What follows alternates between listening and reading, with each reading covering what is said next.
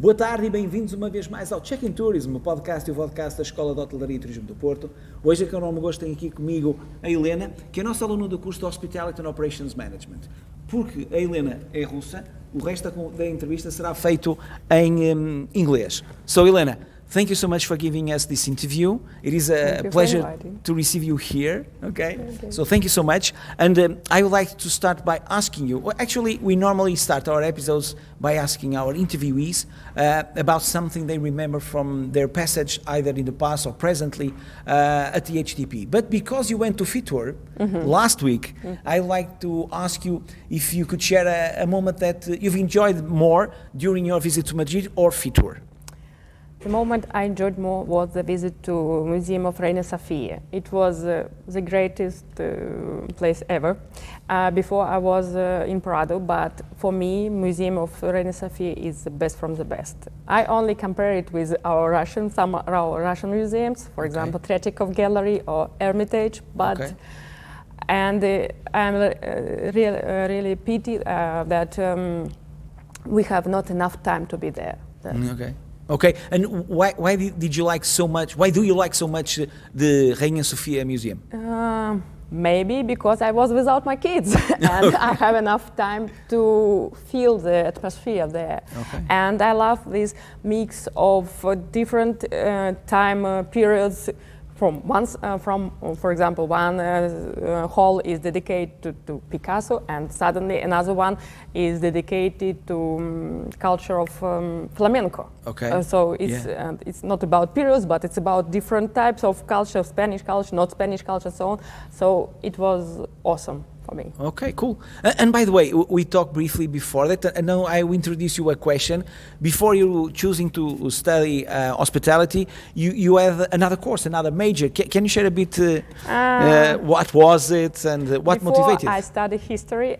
It's history of mentality, and most of this part dedicated to the medieval Europe.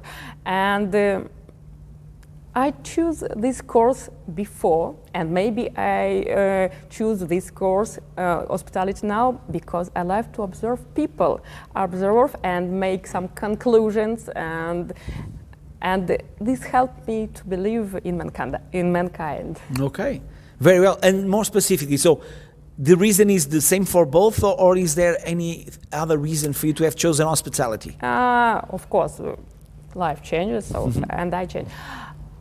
Choosing hospitality, it was like a new era in my life. Before, for a long time, I was only mom, donna da casa, but now I choose myself. And I feel that I'm very good, I could be very good in this area, because hospitality is not only about, it begins not in school, not in the hotel, it begins in our family, because I think that the way we treat our family, it's kind of hospitality. We have VIP guests, we have very important guests, very, very important guests. And we try to find for each member of our family its own way, its own, so try to find something special for every member of our family. It's like in hospitality. They are welcoming our guests in every different way. Very well. Thank you so much for sharing that. I now would like to ask you, so you're almost halfway the course, and I would like to ask you if you already have an idea of where you like to do your internship. I prefer to stay in Porto because of my family, of course. First, because I have 3 daughters. They are in school right now, so it's their choice, but I like it. I like this choice. So I prefer to stay in Porto, and then we will see. Okay. Is it challenging to be a mom, studying and having 3 children? Is it challenging? Yes, very, very, very challenging, especially right now when the course is getting more harder, tough and rough, and unfortunately for me, my girls, they are still thinking, no, you have to be with us. You have to be not by your own. And this point is very challenging, but I think they will get it. Okay, cool. And once you finish the course, Is there a place you would like to work after finishing the course? A specific one or specific location? Only Porto. Right now, it's Okay. only Porto, Okay. but I don't know. Okay, it's okay. So But we will see. okay, no plans. And in the long run, since we're talking about hospitality and of course in hospitality, do you think that there will be any major changes within 10 years? So in hospitality, do you think there will be major changes? Major, no, but of course this area will change as world around us is changing, so everything will change. But I hope that the main will be the same: the person, the people, guests, and we who are providing our service for our guests. Okay, can you share with us why do you think it's so important for the people? Because of the heart, because of the soul. So that's I think. It's the only way for us, for like mankind, to survive in this wild world right now. Okay. Okay. Based on your experience and what you've learned so far, what how can I say this? What characteristics should a person have, in your opinion, to follow a course or a career in hospitality? Oh, it's very. First, you have to be very, very empathic person, because without empathy, you're just doing mechanically your job, repeating word after every day, the same. No, you will quit very quickly. If you will be empathic, you will love your job, and you will be the best from the best. Okay, cool. So. I just remember, because we're talking about hospitality and the fact that you went to Fitur. I know you visited a hotel. Can you share with us what hotel was that and what do you think was most interesting about that hotel? It was the Edition Madrid. I like it. I like that they are trying to connect the traditional, how we imagine the 5-star hotel, and modern, because the life is changing very, very quickly right now, and I think that they are doing good. They are very good in this let's say strategy or approach. Yes, in this strategy. Okay. So I wish them good luck on this hard way. So what else? It was. It's okay. I don't know. Okay. No worries. But I like it. I like people. The people I met there. Yeah. They are on their right place. They are on the right place in their life. So, and I think that's why they are on their right track. They are doing a good job. Very well. Since we're talking about traveling, imagine I would think about going to Russia right now. What monument, museum, or space you would recommend me not leave Russia without seeing it? Of course, museums, first of all. For me, it's Hermitage in St. Petersburg and the Tretьяков Gallery in Moscow. And you have to have enough time to visit it, because we can compare Hermitage with Prado Museum and with Museum of Reina Sofia, the Tretьяков Gallery too. So you have to have time, and you can understand Russian soul better.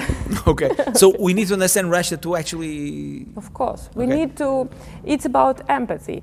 We need to understand what is the inner part of this guest, and why he is acting like this, and this help us.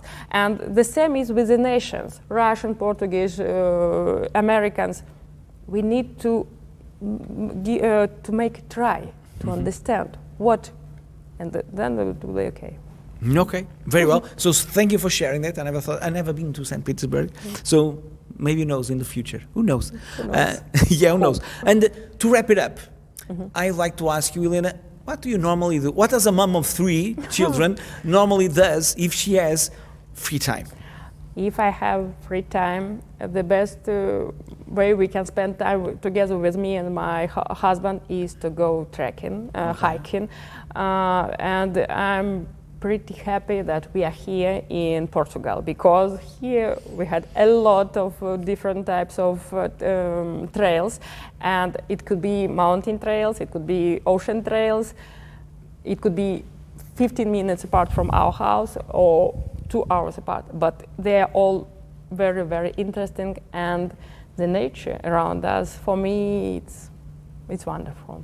Okay. I like this, that we have ocean and mountains in one place. Yes, that is true. Yes. It's part of our calling card. Yes. That is true. And by the way, since we're talking about trekking and stuff like that, how was your adaptation to the Portuguese culture? So you came from Russia. How was that? Those first moments, especially those first moments. I want to say that for me everything was wonderful, really wonderful, because here in Portugal, from the first moment, we met wonderful people, and the first, my first impression from Portugal and from Portuguese people, that you are open-hearted. If we even we don't know each other, but you see that I need the help in some cases, in finding the way, in some problem, if I have some problems with documents, with school for my girls, so on, people are always ready to help me, and that's wonderful. So I know maybe someone have other experience, but we are talking right now about me and my family. And so that's the main of the Portugal for me, open-hearted people. Okay, thank you so much for that positive feedback. In name of Portugal, I thank you for that feedback. Yeah. And one last question. Since you have been here in Portugal for some time, trekking, if you had to recommend a Portuguese spot to recommend to Russians coming to Portugal, which would that be? Very hard question, because a lot of places, but maybe Arouca. Which one, sorry? Arouca. Arouca, yeah. Arouca, where Okay. the biggest Oh, I know. bridge, which is the walking path. yes. Wonderful views and wonderful nature, mountains, forests, and stairs. A lot of stairs. Yeah. Okay. So maybe. Okay, Elena. Thank you so much for this interview, for sharing your experiences, and best of luck with the following years, okay? Okay, thank you so much, Helena. Thank you. And obrigado a todos os que nos acompanharam neste Check-in Tourism e vemos no próximo. Até breve.